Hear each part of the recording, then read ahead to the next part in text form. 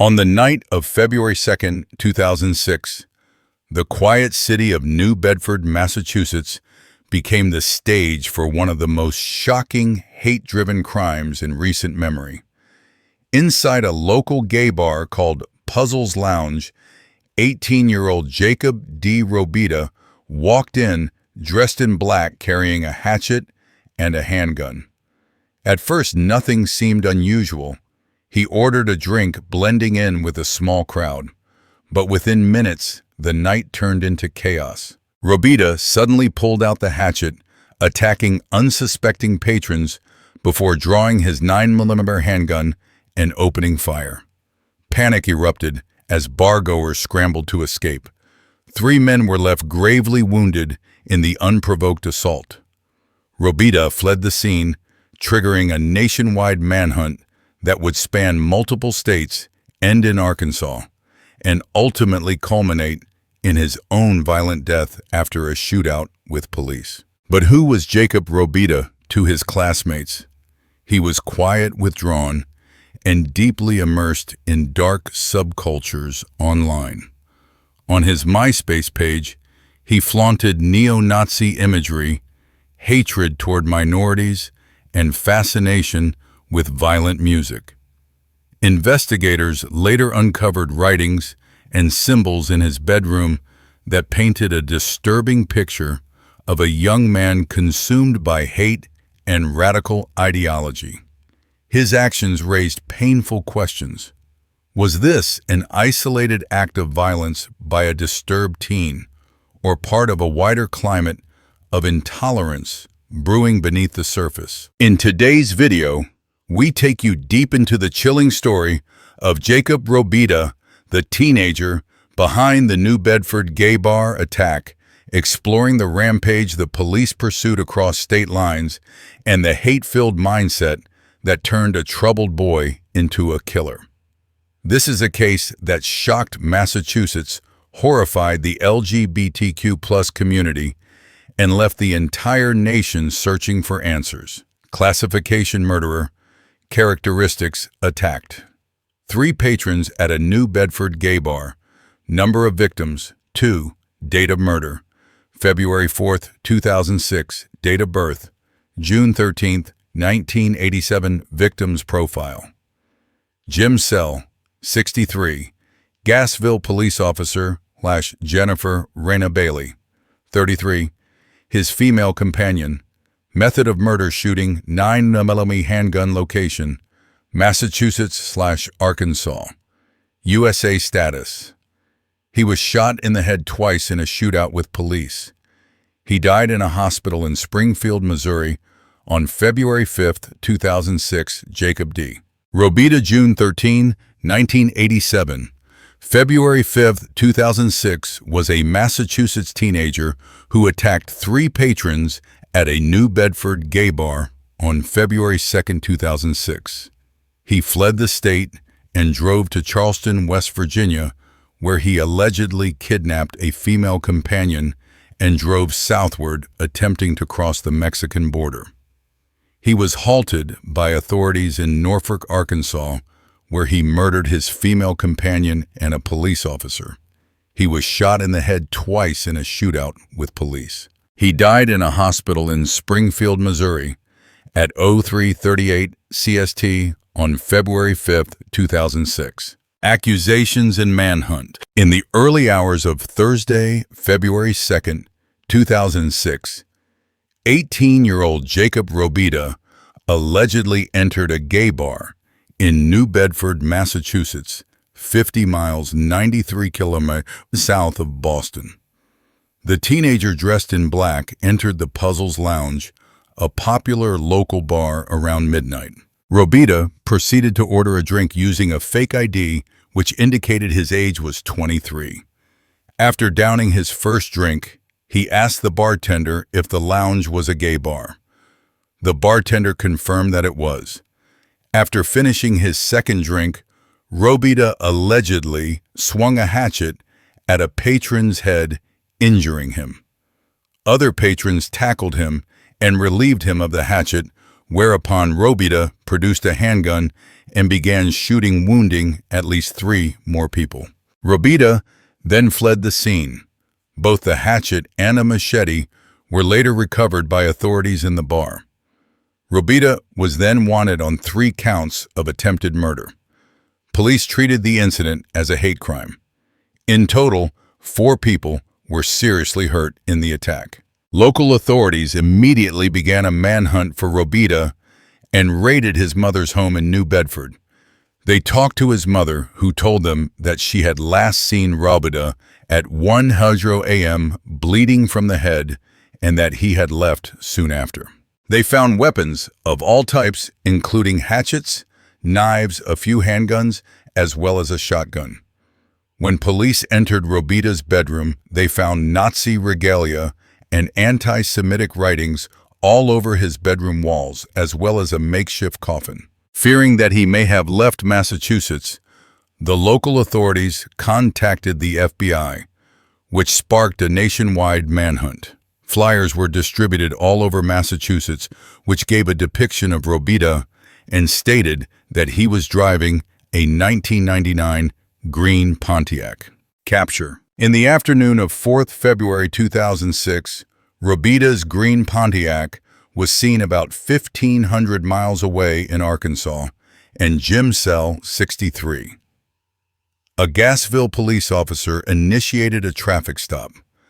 After conversing with the officer for about half a minute, Robida opened fire with a 9mm handgun, killing the officer. Police pursued him and laid spike traps, but this failed to stop the vehicle. Robida fled about 18 miles and stopped in Norfolk, Arkansas, and exchanged gunfire with police. During the gunfight, he shot his female companion, Jennifer Rena Bailey, age 33, of Charleston, West Virginia, at point-blank range, killing her.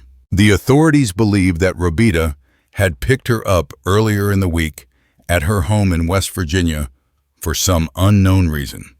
It has been reported that Robida lived with her in West Virginia in 2004. After Bailey's death, Robida apparently attempted to commit suicide, shooting himself in the head. He was airlifted over 100 miles to Springfield, Missouri for medical treatment, where he died of his injuries not long afterwards.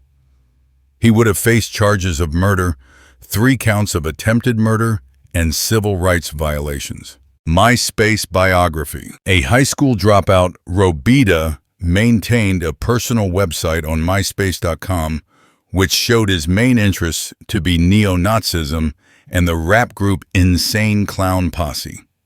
He considered himself to be a juggalo, a term coined by Insane Clown Posse to mean a follower of the dark carnival cult, and made many references to the juggalo subculture on the site.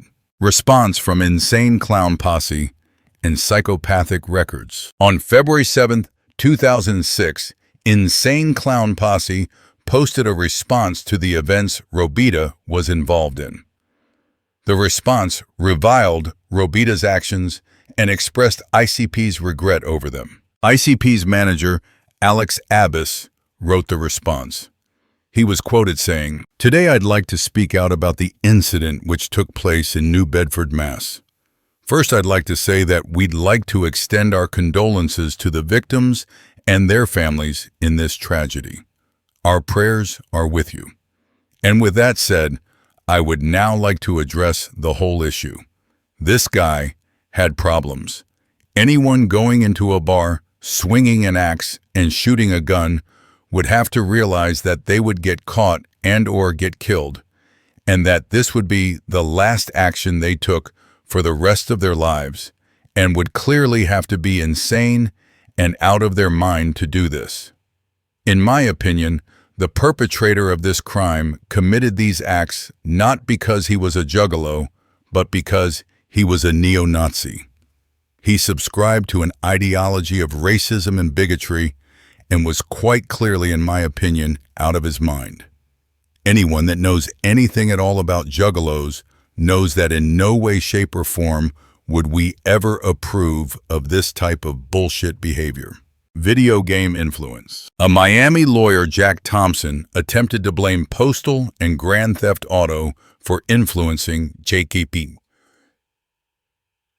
Robida's actions. February 8, 2006. Jacob D. Robida ended the crime spree that started in a New Bedford bar by shooting himself in the head on a rural Arkansas road when he was surrounded by police officials, said yesterday.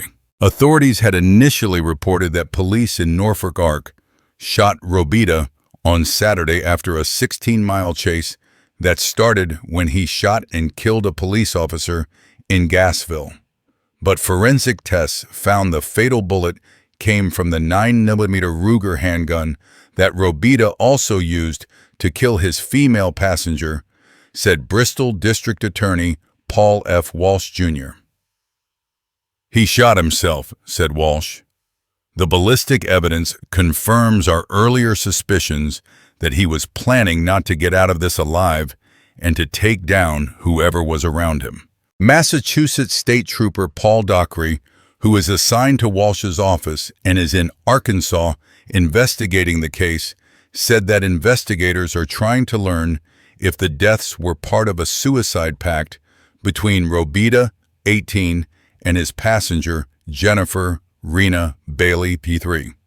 They once lived together in West Virginia and were seen hugging several times in the car after he shot Officer James Sell to death near a motel in Gassville. When cornered by police after the ensuing chase, Robida first tried to shoot at the officers through the windshield of his car.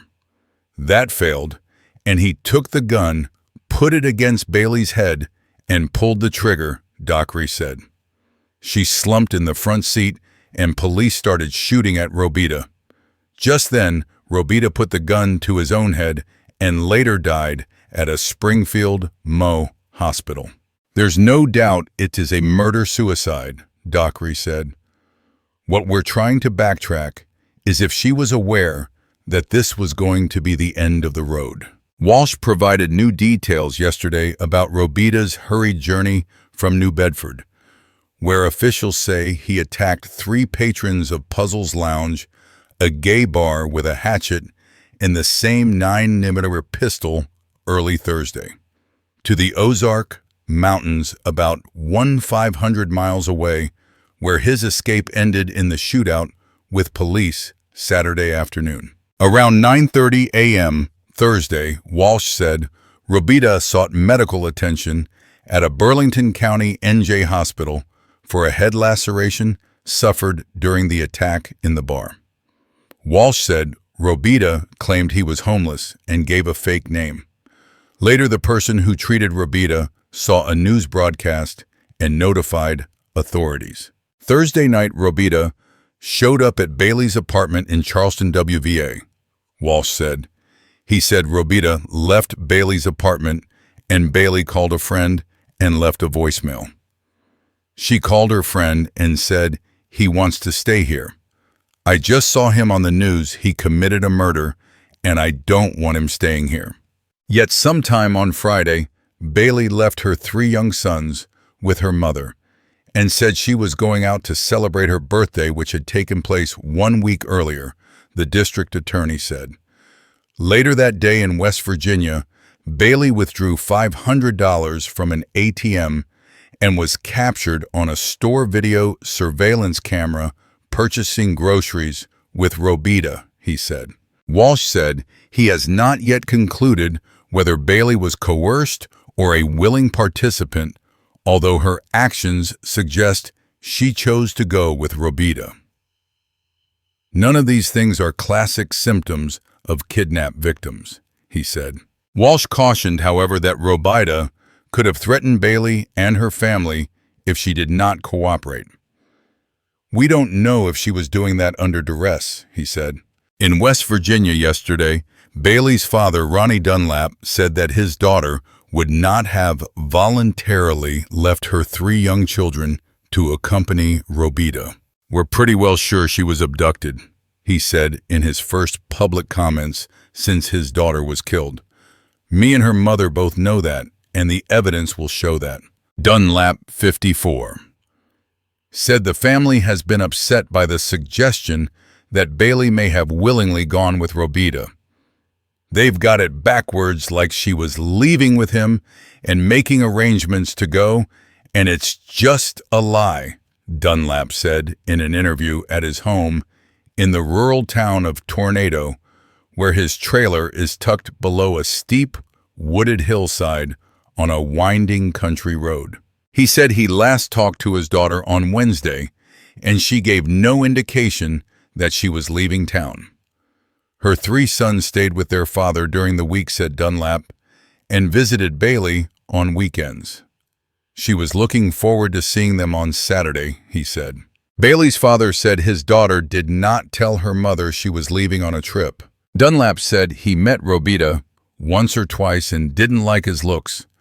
He said his daughter had broken off the relationship. A photograph of Bailey hung on the wall of her father's trailer in a frame decorated with the words, "My baby girl." A photo of Bailey's 3 sons hung above it. "I've been having a rough time," said Dunlap, his eyes filling with tears. "She was my only child, and I loved her a great deal." Walsh said Robida apparently financed his cross-country run with some $350 he had been paid by a relative a week before the bar attack. Police found $187 on him after he died, the district attorney said. He said Arkansas authorities are still processing Robida's car, but so far have not found a suicide note or other writings that would explain the burst of violence by Robida, who had a swastika tattooed on his hand, and who told friends how he hated Jews and African Americans, yet was known to have friends who are gay. Police did find a 20-gauge shotgun and a .222 caliber rifle in the trunk, which they believe were taken in a break-in in West Virginia, Doc Ray said. They also found cans of soda pouches of instant soup, small bags of chips, a loaf of bread, and 2 lightly packed bags. Robida's black suitcase contained a couple of pairs of jeans and sweatshirts, mostly black. He said Bailey had a bottle of shampoo in her backpack. They did not appear to have packed for a long trip, Dockery said. It wasn't like, we're going for a long stay. He said the police also found a scrap of paper with a Massachusetts cell phone number on it, but they did not know whose number it is. Massachusetts State Police have a computer specialist combing through Robida's home computer, but have yet to read through his emails, Doc Ray said. He said that although there is no indication of a broader conspiracy or that any of Robida's friends knew he was planning to commit any of his crimes, police are investigating whether anyone in Massachusetts knew of his plans to leave New Bedford. Walsh said that after the gay bar attack, Robida went to his home on County Street in New Bedford, where he washed up and left a handwritten note for his mother, Stephanie Oliver. He said police found the note before Oliver and that she never saw it.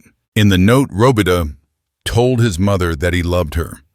He also wrote, "I had to go out by my means. She wanted to know about the note, so I had to read it to her," said Walsh. She's a nice woman who just had no grasp on what was going on with her son, his computer, and his room. Walsh said, it remains unclear what triggered Robida's crime spree, but he said he hopes to release a report next week, providing as much information about the events and Robida that investigators have been able to uncover. Some things we are never going to know, he said. John R. Element and Lisa Wangsness of the Globe staff contributed to this report. Sacchetti reported from Little Rock Arc, and Russell from Tornado WVA, Feb. 7, 2006. New Bedford, Mass.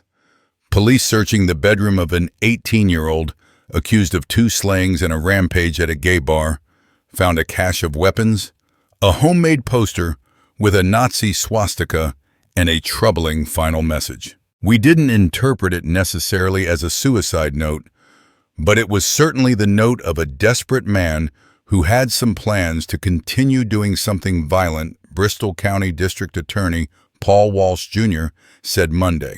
Jacob D. Robida was fatally wounded Saturday when he opened fire on Arkansas police at the end of a high-speed chase triggered by the killing a small-town police officer. Moments before he was killed, police said Robida killed his passenger, a female friend. Robida carried a small arsenal of weapons as he fled a gun and hatchet attack at Puzzle's Lounge in New Bedford on Thursday, authorities said. A knife was found outside the lounge, and investigators also found 85 rounds of ammunition, a samurai sword, one knife, and two knife sheaths in Robida's room at his home. A police report released Monday said. Walsh said he believes Robida left the note in his bedroom after the attack at Puzzle's Lounge, but before he left on a 500-mile journey to Arkansas. The contents of the note were not officially released. According to police, Robida shot and killed Officer Jim Sell during a traffic stop Saturday afternoon in Gassville, Ark. Then, after a 20-mile chase to Norfolk, Robida shot and killed his passenger, Jennifer Rena Bailey, 33, and pointed a gun at pursuing officers who shot him twice in the head. Robida died Sunday in a Springfield Mo hospital. Hostage or accomplice? Officers were checking emails and internet correspondence between Robida and Bailey and hoped to scan surveillance tapes at stores and gas stations to determine whether the West Virginia woman went willingly or as a hostage. Robida lived in West Virginia with Bailey, a mother of 3 boys, from sometime in 2004 to February 2005, West Virginia State Police Sergeant C.J. Ellison said Monday. We're trying to trace down their steps and find out when they hooked up, if she invited him over willingly or if she was abducted, Ellison said. A friend of Bailey's, Craig Dickinson, believed the woman was abducted. She would never leave her kids, he said in a phone interview from West Virginia with the Associated Press. I will guarantee she did not know what happened in Massachusetts. Bailey ended her relationship with Robida once she realized how disturbed he was, Dickinson said. This was not some type of Bonnie and Clyde episode. She did not go to Arkansas of her own free will, he said. There was no sign of forced entry at Bailey's home and no evidence of a struggle, West Virginia State Police Sergeant J. Powers said Monday. Powers said her 3 children were with her mother. Walsh said he would send investigators to Arkansas, and he also wanted to find out how Robida obtained a gun.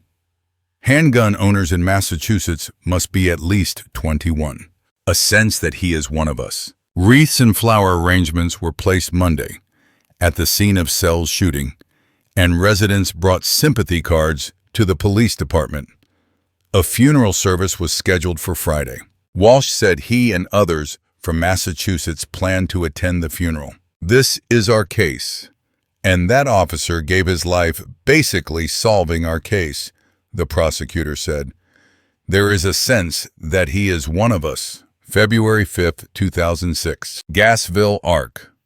A teenager suspected of a hatchet and gun attack in a Massachusetts gay bar shot and killed a small-town police officer and the teen's female passenger before he was critically wounded in a gun battle with police, Saturday, authorities said.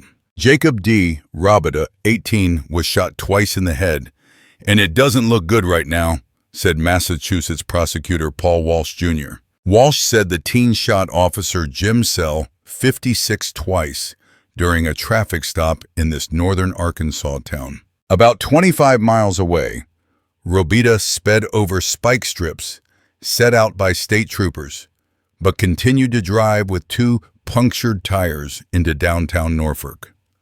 Robida's car then careened into several parked vehicles to avoid a police barricade. When he wrecked, he started firing at our officer and a state police officer, and the officers returned fire, said Baxter County Sheriff John Montgomery. Walsh said the teen shot his unidentified female passenger before he was wounded in the shootout with police. Robida was taken to a Springfield MO hospital, according to state police spokesman Bill Sadler. Investigators had searched for Robida since Thursday's attack at a bar in New Bedford, Mass. That left 3 men wounded, 1 critically.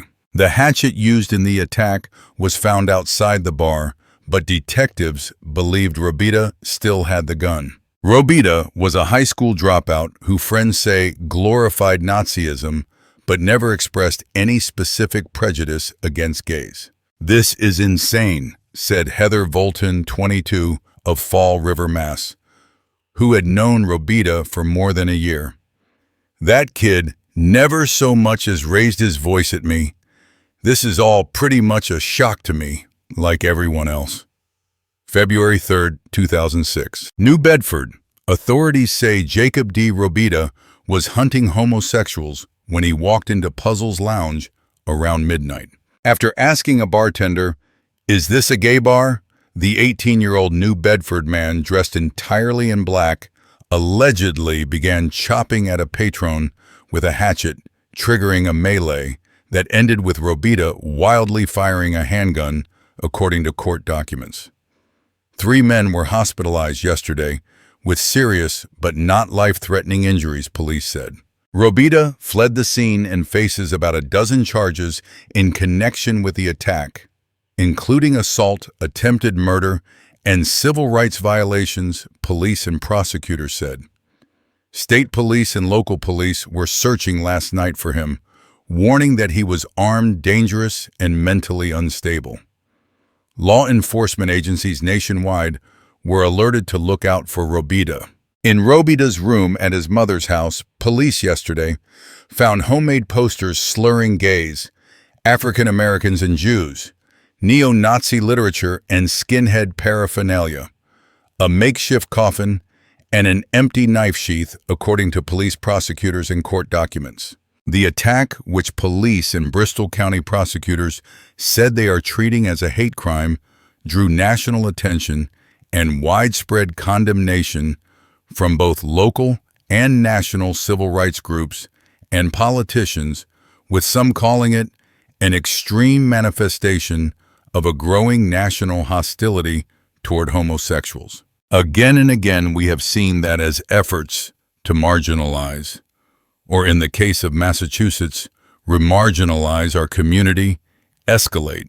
Sick and violent people take those efforts as license to step up violence against lesbian, gay, bisexual, and transgendered people, said Clarence Patton, acting executive director of the National Coalition of Anti-Violence Programs.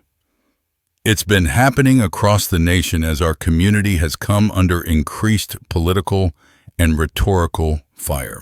Senator Edward M. Kennedy called the attack a sad reminder of why Congress should pass a bill that would extend the federal law on hate crimes to cover offenses targeting people because of sexual orientation. The current law, which allows federal investigation and prosecution of hate crimes, covers those based on race, religion, and nationality. Hate crime laws in Massachusetts, however, do cover sexual orientation, giving offenders additional punishments. At first blush, our inclination would be that it is a hate crime, said Bristol District Attorney Paul F. Walsh, Jr. The attack seemed random. We have no evidence to believe he knew these people. The victims were identified by police as Robert Perry of Dartmouth, Alex Taylor of Fairhaven, and Luis Rosado of New Bedford. Their conditions were unknown last night.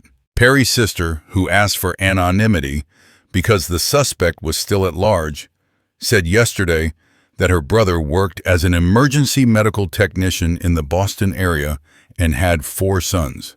It's a shame that it had to happen to him because he is the nicest guy you could ever meet, she said. Walsh said Robida did not appear to be connected to any organized hate groups. Police said that Puzzles had not been targeted by anti-gay activity recently, and that hate crimes against homosexuals were rare in New Bedford. Last night, as the bar reopened as scheduled at 7 p.m., about 150 activists and others gathered in a candlelight vigil outside as a large contingent of police looked on. Residents living near the bar, located in the bottom floor of a 4-story house in the city's north end, expressed dismay at the violent outburst. "We're all intermingled here. The Mexicans, Puerto Ricans, Hondurans, we have all crowds down here, and we don't have any problems with each other," said Natalie, Aruda, owner of the nearby Mauricio's Market Grocery. "This place is quiet. We've never had violence like that before, and if that kid is from around here, that's odd." Little could be learned yesterday about Robida. He attended New Bedford High School, according to court documents. School officials would not say if he is currently enrolled. He graduated in 2001 from New Bedford's Junior Police Academy, a program designed to teach discipline to 12 to 14-year-olds, though officers there said yesterday that they do not recall anything specific about him. In 2000, state social service workers investigated a neglect complaint involving Robida, though they concluded that no action needed to be taken, according to Denise Montero, spokeswoman for the Department of Social Services. According to an affidavit attached to the arrest warrant, Robida walked into Puzzles around midnight yesterday, wearing a black hooded sweatshirt and black pants that concealed a knife hatchet and handgun. One unidentified witness recognized him as Jake, a classmate from New Bedford High, and was suspicious because she knew he was not gay, according to the affidavit. Robida flashed identification, apparently fake, and ordered Captain Morgan rum on the rocks, according to the documents and witnesses. He asked the bartender if Puzzles was a gay bar. He asked another patron about gay bars in the area, was told there was a lesbian bar nearby, and replied, "No, this is the one I want," according to court documents. He walked to the pool table and struck a man from behind with the hatchet, according to the affidavit. He then attacked a second man, and a furious struggle ensued as other patrons tried to subdue him. The affidavit stated, one patron hit him on the head with a pool cue, said the bartender, who identified himself only as Philip, because the suspect was at large. Robida was wrestled to the ground, then pulled out a handgun and opened fire, hitting one man next to him and another man, Rosado, who was walking out of the bathroom, according to court papers. Philip said Robida, on his way out, pointed the gun at his face and pulled the trigger, but the gun failed to fire. Rosado suffered a gunshot to the chest. Another victim had multiple lacerations, and another had a severe facial laceration and a gunshot wound to the back, court records say. Police found the hatchet in the bar and a knife on the ground outside. The gun was not recovered. "This is not an isolated incident," the bartender said. "I feel lost. You don't expect someone to go into the bar and start attacking people because of who they are." According to court documents, Robida returned home at about 1 a.m. yesterday, where his mother, Stephanie Oliver, noticed that he was bleeding from the head. He then left and has not been seen since. Police described him as 5'6", weighing about 200 pounds with dark hair. He was last seen driving a green 1999 Pontiac Grand Am with Massachusetts plates 85E C58. Emily Pitt, coordinator for the Violence Recovery Program at Fenway Community Health Center, which is active in the gay community, said, "I can't remember anything like this happening in Massachusetts." U.S. Representative Barney Frank, who represents New Bedford, said the incident was a tragic aberration. "This is the vicious act of one degenerate. It's not a city problem," he said. "This is in no way reflective of any significant opinion in New Bedford. Adrian P. Samuels of the Globe staff and Globe correspondent Michael Levinson contributed to this report. The case of Jacob D. Robida remains one of the darkest examples of hate-fueled violence in recent American history. What began as a brutal attack in a gay bar quickly escalated into a multi-state tragedy, leaving victims, scarred families devastated, and communities fearful. Robida himself would never face trial. His life ended in a hail of gunfire after he murdered a police officer and his female companion before turning the gun on himself. He was just 18 years old. But behind his rampage lies a larger, more haunting story. Robida's actions reflected the toxic mix of online radicalization, neo-Nazi ideology, and personal instability. His case continues to serve as a warning of how hatred, when left unchecked, can manifest into real-world horror. So what do you think? Was Jacob Robida simply a disturbed teenager acting out his fantasies, or a symbol of the broader threat posed by extremism? Extremist subcultures, let us know your thoughts in the comments below. If you found this case compelling, don't forget to like, share, and subscribe for more true crime documentaries. Stay tuned. We bring you the most disturbing and unforgettable crime stories from around the world.